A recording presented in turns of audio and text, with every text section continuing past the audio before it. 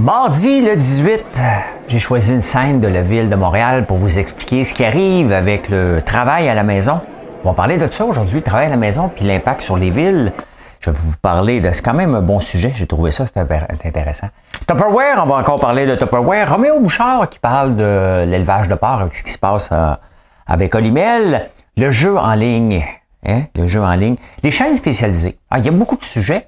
Tout vous résumer ça, asseyez-vous tranquillement. Bienvenue en prenant votre café. N'oubliez pas de vous abonner si ce n'est pas déjà fait. C'est le moment de le faire, là, de vous abonner pendant que je fais ça. Moi, je m'installe.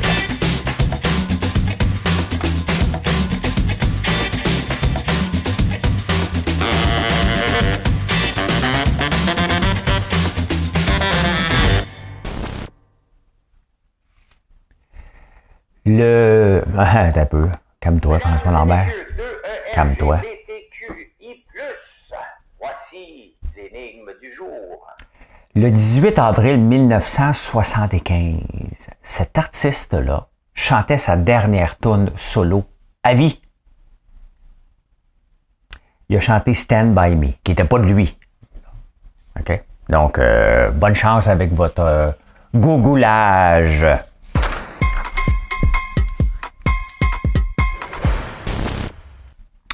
Oui, je vous ai présenté une scène de la ville de Montréal où il y a des itinérants, des gens qui vont demander j'ai pas eu le temps de faire une photo apocalyptique, mais c'est un peu ce qui se passe à San Francisco et ce qu'on doit apprendre du travail à la maison. Les villes ont été dessinées, si on veut, et modelées au fil des années pour avoir des travailleurs au centre-ville. Hein. C'est ça ici. Quand je travaillais à Montréal, moi, en 1994, Montréal parlait déjà d'un trou de bain, ça s'éliminait. Là, on a ramené des condos au Griffintown, tous les condos autour du Centre Bell. Mais si ça disparaissait, qu'est-ce qui arriverait? Ben c'est exactement. Il y a trop de gens à San Francisco. San Francisco, bien entendu, qui est un pôle de technologie. Il y a de moins en moins de jobs en technologie. Il y a eu beaucoup de congédiements. Il y a eu beaucoup de travail à la maison parce que ici à Montréal, on est travaillé à Montréal, on a du trafic, mais c'est pas la fin du monde. Hein? À Québec non plus, c'est pas la fin du monde. Mais l'autre jour, quand même, j'ai vu à Québec, il y avait un méchant line-up. Hein? Parce que des fois, les journalistes font pour le troisième lien, il n'y a pas de trafic, il n'y a pas de trafic. Là, je n'ai vu un l'autre jour, trafic. Et boy, juste cette journée-là, ça aurait pris un troisième lien. Donc, je suis de votre bord pour cette journée-là. Hein? Donc, on veut travailler de la maison, les gens veulent travailler de la maison, la technologie permet, mais ce qui se passe en San Francisco, il y a énormément de mendiants. Pourquoi? Parce que parce qu'on s'en occupe pas. Hein? Qui explose les bars et les restaurants. Les restaurants ferment plus tôt parce qu'il y a trop de vols. Et il y a tellement de vols qu'à un moment donné, et la police prend les gens en pitié, les gens sont pauvres. L'affaire, c'est qu'il y a moins de gens pour payer les taxes au centre-ville. Un peu comme ici, là. Hein? Donc, les services au centre-ville sont moindres. Les gens n'achètent plus de burgers, ils n'achètent plus rien, ils ne vont pas travailler. Et ça fait un effet d'entraînement. Plus, moins que de gens, ben, plus que d'itinérants qui viennent, il y en a moins à se partager, à fouiller, c'est triste, là, ben, à fouiller les poubelles. Donc, il leur reste à aller voler les dépanneurs, les restaurants. Donc, les restaurants ferment, les gens ne veulent plus. C'est énorme, là, c'est énorme. 30% des bureaux sont inoccupés à San Francisco. C'est ça que ça crée. Puis, on voit la violence dans les villes ici. C'est un peu la même chose aussi, hein. Depuis le travail à la maison, ben, il y a une recrudescence de la violence dans les centres-villes. J'ai pas la solution. Je vais juste vous dire ce qui se passe à San Francisco, et c'est pas facile à régler. Là. On les veut pas, les travailleurs au centre-ville. C'est pas ça qu'on veut. Hein. Les gens ont changé. On veut plus aller travailler au bureau du lundi au vendredi comme un carcan. Je sais que les banques veulent ça. On veut ramener les gens, mais les gens ne veulent pas ça. Puis à un moment donné, c'est le retour des balanciers. Tu sais, on est parti toute à la maison, on n'était pas prêt. Là, on est prêt. Les gens disent non, on revient parce que les gestionnaires ne savent pas gérer avec des gens remote. Hein. Ils sont encore avec la feuille de temps. La feuille de temps devrait être bannie, tout simplement. Hein? On devrait se baser que sur les résultats. Ben, hein? Voilà. Donc, moins de taxes dans les villes, 30% des bureaux inoccupés. Les voleurs, c'est ça. Et l'autre jour, moi, même ici à Montréal, j'étais dans un Dollarama, il y a des voleurs qui ont volé, puis ils ont dit, regarde, ça donne rien, la police ne viendra pas, parce qu'il y en a de plus en plus, puis la police n'en a rien à faire. En parlant de la police, à Montréal, ils veulent recruter des gens qui ont de l'expérience, mais qui ne sont pas policiers. Hein? Ça fait 10 ans que tu travailles dans la rue, ben pour la rue, là, pour aider les gens, tu es intervenant dans la rue, mais tu n'es pas policier. Est-ce que tu es plus apte à être policier que quelqu'un qui est à apprendre à manier des armes? probablement. Donc, le nouveau Daguerre, je pense que c'est le même qui s'appelle, veut instaurer ça, ce qui est pas fou un peu. Tu sais, puis à un moment donné, c'est que c'est... Puis faisons attention avec l'école, je suis pour l'école. Hein. Il faut aller apprendre des techniques, mais qu'est-ce qui est mieux? Quelqu'un qui est allé apprendre des armes ou quelqu'un qui a appris comment parler aux gens? Parce qu'on n'en fait pas des psychologues, là. Qu'est-ce qui est mieux pour réduire la violence? Un psychologue ou un jeune de 20 ans qui vient d'aller arriver de la police? On a besoin des deux. Hein? Mais voilà. Hein? Prochain sujet. Tupperware. Ça sent, c'est triste pour les madames Tupperware que vous m'écoutez, vous êtes plusieurs. J'ai été souvent vous donner des conférences, vous faites une maudite bonne job, puis vous gagnez bien votre vie parce que vous travaillez d'arrache-pied, mais ça sent la fin. Ça sent la fin. Et tu sais, j'ai une pensée pour ces gens-là, ben pour vous. Qu'est-ce que vous allez faire? T'sais? Qu'est-ce qu'ils vont devenir ces gens-là qui s'étaient réinventés plusieurs fois? Et j'étais un peu triste parce que, bon, Tupperware, c'est sûr que quand tu regardes le modèle d'affaires, a changé. Hein, là, c'est plus du porte-à-porte, là, c'est plus des soirées, on est moins là-dedans. Ils s'étaient réinventé avec les Facebook Live. Mais maintenant, qu'est-ce qui va arriver? Tupperware va disparaître, là. Est-ce qu'il va disparaître pour toujours? Non. Ces grandes marques-là, souvent, disparaissent un peu, se réinventent pour revenir dans un autre format éventuellement. Mais à court terme, c'est impossible qu'ils sortent de la faillite. Est-ce qu'ils vont se placer sur la faillite puis revenir? Est-ce que le modèle est brisé? En Nouvelle-Zélande, ils l'ont arrêté. Tu sais, ça reste un travail où il y a des options maintenant. C'est sûr que le Tupperware, c'est du haut de gamme, mais est-ce qu'on est prêt à payer du haut de gamme quand un pot de plastique peut faire la job? Ben, le marché dit que c'est ça. Hein? Pour moi qui dit, c'est le marché qui dit que c'est ça. Fait que c'est triste. C'est toujours triste parce que c'est une économie, mais on a vu des économies disparaître aussi. Là, on assiste à une qui est vraiment les soirées à la maison et vendre, et le travail de vendre, pas du portable, mais de la vente directe dans le Tupperware. Donc, à suivre.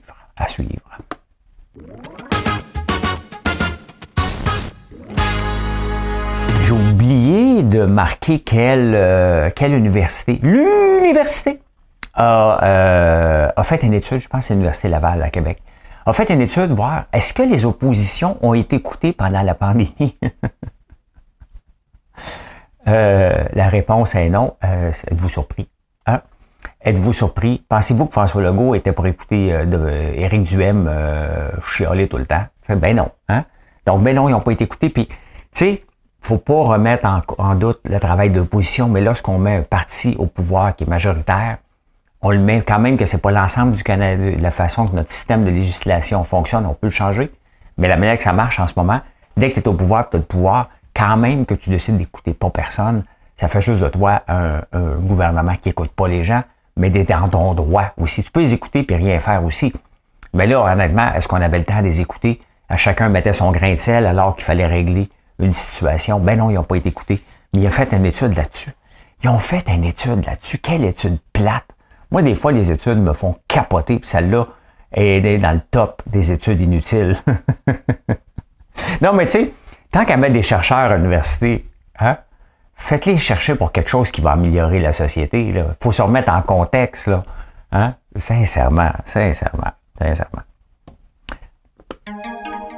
Le jeu en ligne. Il y a beaucoup de faillites, c'est normal. Hein? Des gens qui arrivent au bout du rouleau. Il y a des entreprises qui font faillite et des gens qui arrivent aussi, qui ont roulé sur la PCU, hein? qui ont eu de l'argent à frais, puis à un moment donné, ils ont augmenté leurs dépenses, puis à un moment donné, ben, oups, ça pète aux frais. Ces gens-là, quand les bureaux de syndic regardent leurs finances, ils découvrent quelques dépenses de plus en plus sur le jeu en ligne. Hein? C'est quand même assez élevé. C'est 1 sur 7 qui joue en ligne, plus que ça, je pense. 1 sur 7 qui joue en ligne au Québec. C'est énorme. C'est énorme, le nombre de gens qui jouent en ligne. Et bien entendu sur l'Auto-Québec, mais sur Bet99. Et je reviens, est-ce que c'est l'Auto-Québec est responsable socialement en nous envoyant des infolettes? J'en reçois. Moi, j'achète de la 6,49 des fois. Pas souvent, là. Je dirais peut-être une fois, 2, 3 semaines. Je l'achète en ligne. Et là, tu reçois des infolettes. Sincèrement, même moi, comme commerce, je me gêne de vous envoyer des infolettes parce que la façon que je fais mon commerce, c'est sûr, je veux tout vous avoir comme client. Vous le savez, là, c'est comme ça. Là. Je veux avoir tous les clients du monde entier qui achètent mes produits chez moi. Ça, c'est un vœu qui se réalisera jamais. Là, tu dis, OK, parfait. Dans le lot, est-ce qu'il y en a un pourcentage? Bon, OK. Donc, ben à la fin, c'est ce que, quand vous faites un achat, que vous avez besoin, vous avez le goût de vous gâter, je me dis, ben, s'ils pouvaient me choisir, hein? Ben, pour ça, quand vous achetez, bon, on vous demande de vous abonner à l'infolette pour vous partager des infos. Tu sais, j'essaye de ne pas ambitionner. Hein? J'essaye de ne pas ambitionner parce que ça peut être agressant. L'Auto-Québec, eux autres s'en balancent. Hein? Moi, je reste abonné justement pour être capable de vous en parler puis voir l'indécence de l'Auto-Québec qui se cache. Que l'Auto-Québec décide d'offrir la loterie, c'est normal, tout le monde en offre. Ça, il n'y a pas... Mais que l'Auto-Québec envoie des infolettes pour nous solliciter, nous inciter, nous parler des jeux à venir. Est-ce que c'est leur rôle? Hein? Ben, on le voit avec les faillites qu'il y a. Les gens qui reçoivent des infolettes, qui ont été s'abonner en ligne, qui reçoivent des infolettes, ça les incite probablement. Je ne me mettrais pas à acheter, aller jouer dans les slot machines pareil, là. Okay? Donc, voilà. Hein? Puis, je vais faire ça. J'ai 55 ans. J'ai commencé à programmer en 1990-91. Le premier langage que j'ai programmé, c'était du D-Base. Même avant ça, 87, je pense. Du D-Base. Après ça, il y avait un compilateur qui s'appelait Clipper. Hein? Et après ça, j'ai poussé un petit peu plus loin, puis j'ai commencé à faire du C un petit peu. Hein? Donc, du langage C, puis après ça, du C++. Et c'est des langages quand même qui aujourd'hui demandent des compétences. Qu'il y a de moins en moins ces langages-là. Mais ils sont encore très utilisés.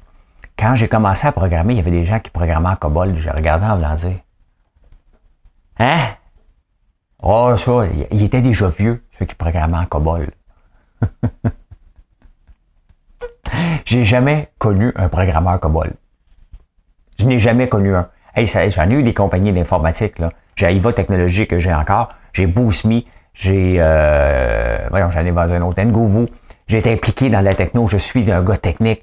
Je ne connais personne qui écrit en COBOL. Jamais rencontré personne de ma vie. Le service de paye du gouvernement du Québec est sur COBOL. Comment vous pensez qu'on n'est pas capable de s'en sortir? Hein? Ils ont eu combien d'années pour le moderniser? Hein? Pour refaire des morceaux en un langage où ce que les gens se modernisent. Il faut que tu te modernises. Voyons donc, vous autres. Ça n'a pas de bon sens. Ça n'a pas de bon sens, le système. On peut bien avoir des problèmes. Le problème est là. On a un service de programmation pour le système de paye que plus personne ne travaille. Les vieux sont tous partis, puis les jeunes n'apprennent pas ça. Tabarnouche! Comment voulez-vous qu'on s'en sorte quand les gouvernements refusent de se moderniser? C'est pas d'hier. En 1990, là, le langage de programmation COBOL était déjà vieux. Hein? On est en 2023. 2023.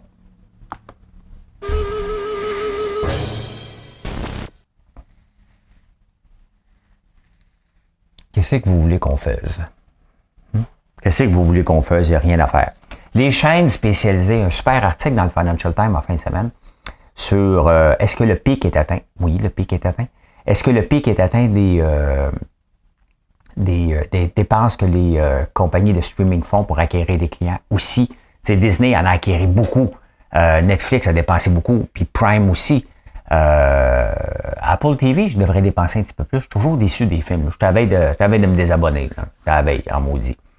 Donc, les chaînes spécialisées, c'est quand la dernière fois? Je me souviens, encore là, en même temps que la programmation COBOL, je connaissais pas les programmeurs, puis il y avait des nouvelles chaînes spécialisées.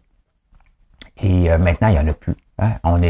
Les seules raisons pourquoi les chaînes spécialisées existent, c'est grâce aux subventions. Puis on le voit, la BBC, la super chaîne britannique qui sort des documentaires exceptionnels, s'en va, ils l'ont dit, d'ici 10 ans, ils ne seront plus sur les ondes, ça s'en va complètement en ligne.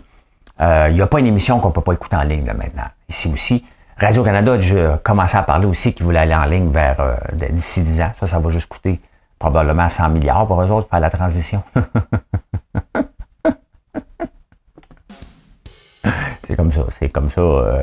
Donc, le déclin est maintenant. On est à la veille. Puis ici, ça donne quoi de maintenir, sincèrement, des chaînes spécialisées? Hein? Qui s'abonne à ça? Le bouquet. Vous vous souvenez quand il y avait des chicanes pour le bouquet, puis tout ça, le CRTC avait été obligé de s'en mêler.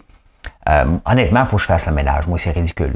J'en ai ben trop pour rien. Donc, je pense que je vais garder les 3 chaînes en attendant. Puis même, je pense même pas. T'sais. On va m'acheter des Google Chrome casse, puis je vais mettre ça partout, puis that's it. Hein? Donc, pourquoi subventionner ça? Tu sais, les gouvernements, pourquoi ils subventionnent à part créer de la job? Mais la job, elle peut être créée en ligne, tout simplement. Donc, maintenir des chaînes en vie, ça crée de la job, mais pour combien de temps et pourquoi? Hein? Pourquoi? Il y a combien de gens qui écoutent ça vraiment?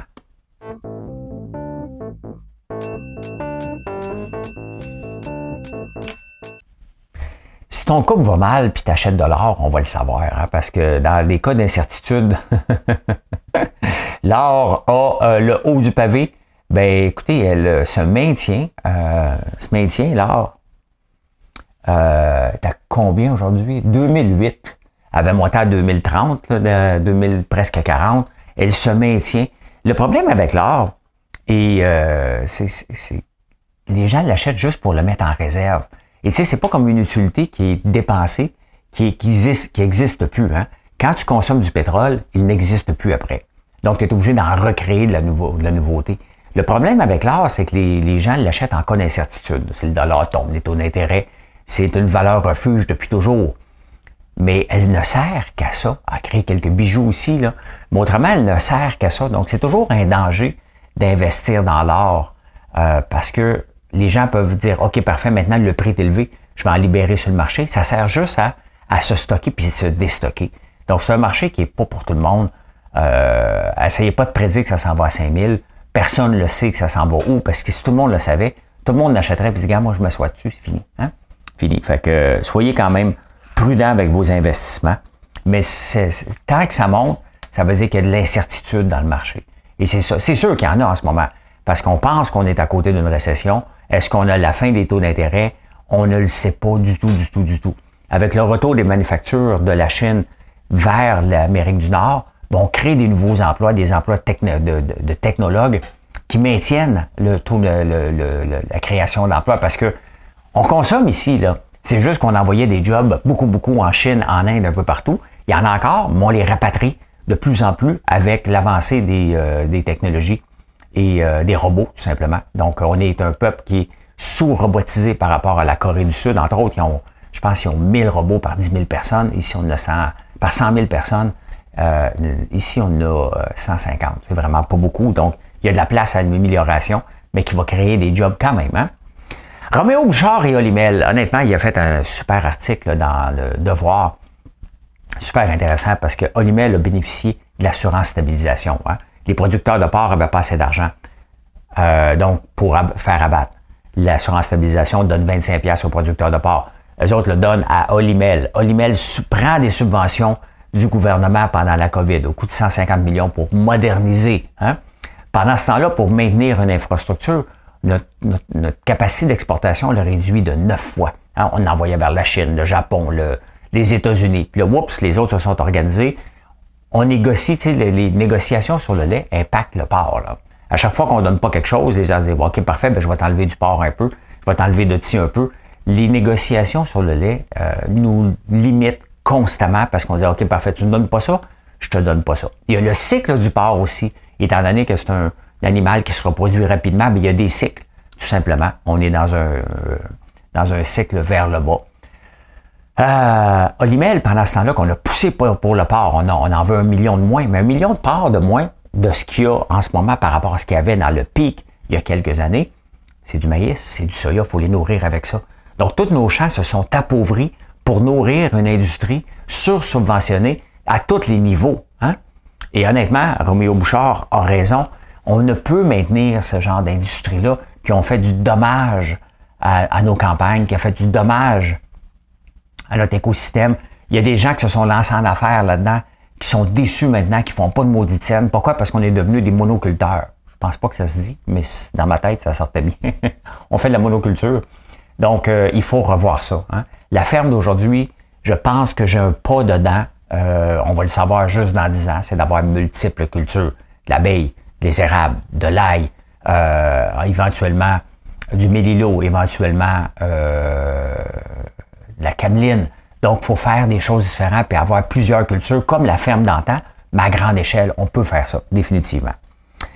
Les services au volant, wow, une chance que je ne me suis pas lancé là-dedans, parce que je cherchais depuis l'année passée un spot pour avoir un service au volant pour vendre mes beignes. Mais je vais trouver une autre solution. Là. Tu sais, j'aimerais ça avoir un spot de café, mais bon, si la tendance mondiale est de fermer les services au volant avec les gaz à effet de serre, en moyenne, il y a 2,76 autos qui attendent à chaque fois devant les Tim Hortons de ce monde. On va nommer ceux-là parce que c'est ceux-là les plus populaires ou les McDo. Puis même des fois, il y en a 10, 15, 20. Là. Si tu vas au Nouveau-Brunswick, là, il y a des line-up à finir, bien, toutes ces autos-là, ça crée des gaz à effet de serre. Hein? Ils attendent. Donc, est-ce qu'on veut ça dans notre société actuelle? La réponse est non. Maintenir une fenêtre ouverte, on compte à peu près entre 50 000 et 200 000 de dépenses pour adapter le restaurant. Là. Moi, ce que je voulais, c'était bien entendu un café, mais pas avec personne à l'intérieur, mais un service à l'auto. Mais il y a 3 villes quand même qui le bannissent déjà. Là. Toronto, Calgary et Vancouver, tu n'as plus le droit d'avoir des services à l'auto. Donc, la tendance maintenant est de réserver et de débarquer de l'auto, puis aller au comptoir, aller chercher ton chose. Donc, en chemin, tu dis, écoute, je m'en viens, tu fais préparer ton café, tu dis à quelle heure tu vas être là, ils vont te le préparer, tu débarques de l'auto, tu t'en vas. Donc, la tendance est plus vers ça. Donc, c'est certain que c'est un mouvement qui va s'emmener vers ici. Donc, j'ai bien fait de ne pas investir. Des fois, tu sais, quand on parle de faire notre vérification diligente sur à peu près tout, hein, je ne l'avais pas fait là-dessus. Donc, je suis content d'être tombé sur cette nouvelle-là parce que je ne l'étais pas fait. Ça restait dans mes idées. Maintenant, je vais trouver une autre solution de restaurant pour offrir des bouchées de gaufres, les beignes, du café comme on offre et peut-être des popcorn. Donc, on va revoir la façon que je veux le faire éventuellement. Je ne veux pas faire ce qui se fait habituellement. Je vais aller que dans l'auto. Mais bon, si ça commence à être banni, je ne prendrai pas de chance d'investir parce que lorsqu'on investit, on n'investit pas pour une année. On investit sur un 10, 15, 20 ans. Et s'il y a un mouvement qui s'en vient là-dedans, ben j'aime autant l'apprendre et je l'ai appris aujourd'hui. Donc, je ne savais pas que je l'apprendrais, mais à force de lire les journaux et avoir une culture générale, ben, je suis tombé là-dessus. Voilà. Hein? Insolite.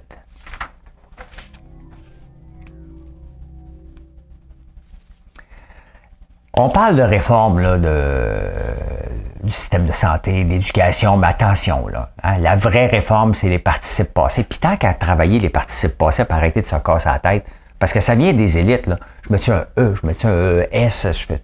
Hey, regarde, c'est masculin, c'est accent aigu, mais pas masculin, c'est accent aigu E. Puis soyez inclusif, c'est même pas rien. Réformons ça. C'est juste qu'il faudrait le faire à l'ensemble de la francophonie, parce qu'on va avoir une bande d'illettrés quand on va aller en France. Là. Ben, on l'a déjà de l'air avec notre accent. Vous venez du Québec? Non, vous êtes belge? Non, Québécois, c'est de moi du beurre. Du beurre! Ah, vous dites du beurre. J'ai tellement hâte. Je vais à Paris cet été. J'ai tellement hâte de demander du beurre. Mais non, je vais le faire comme il faut. Non, faut pas rire. On s'adapte. Hein? On s'adapte. C'est comme les Français quand ils viennent ici, qu'est-ce qu'ils font? Hein? On va te prendre une poutine, tabarnak! Hein? Hein? Fait que les autres aussi s'adaptent, nous autres aussi, on va s'adapter. Donc oui, ça, c'est une vraie réforme. Mais tant qu'à mettre les réformes, c'est compliqué aussi le CE puis le CE. Hein? Le CE puis le SE. Ah ouais, là-dedans, tabarnak. Mais ça, n'importe comment. On s'en fout, nos yeux saigneront. Même maintenant, on s'en rendra plus compte. Hein? Le parking à 58 cents la minute, ça vous tente-tu de payer ça? Ben, il y a un avion qui paye ça. À Toronto Pearson, un Antonov 124, un gros avion russe, ils peuvent plus venir le chercher. Fait que Toronto Pearson charge 58 cents la minute pour le stationner. Ils doivent 330 000. On va s'entendre qu'à un moment donné, ça va finir en mauvaise créance. Ça ne sera jamais payé, cette affaire-là. Là. Donc, la compagnie doit 330 000. Ils ont réduit le tarif à 55 cents. Ils ont parqué l'avion. Mais il est tellement lourd, il faut qu'ils parquent une place parce que le sol ne s'effondrera pas. Parce qu'ils ne déplacent pas tous les 2 jours. Là. C'est pas comme s'ils mettent petit bonhomme parking, petit bonhomme vert arrive, il met une petite craie blanche sur le pneu, voir si tu as dépassé le 2 heures requis. Là. Hey, Emma Watson. Emma Watson, c'est une actrice de 33 ans. Et là, elle se sent revivre et elle a annoncé pourquoi. C'est que Saturne est revenu à son point d'origine que quand elle est née. Donc, hey, moi, là, on était déjà dépendant de la Lune. Des fois, je fais des directs, puis je dis, oh, Colin, c'est la pleine Lune, là. Pardon. Maintenant, il faut que je me casse la tête avec Saturne avant de faire des lives, voir si le monde va être crackpot aussi. Hein? Le Terrible 2 est ressorti, le démon du midi à 40 ans. Donc, si vous voyez quelqu'un qui agit weird, ne dites plus que c'est la Lune. C'est Saturne qui est revenu à son point d'origine.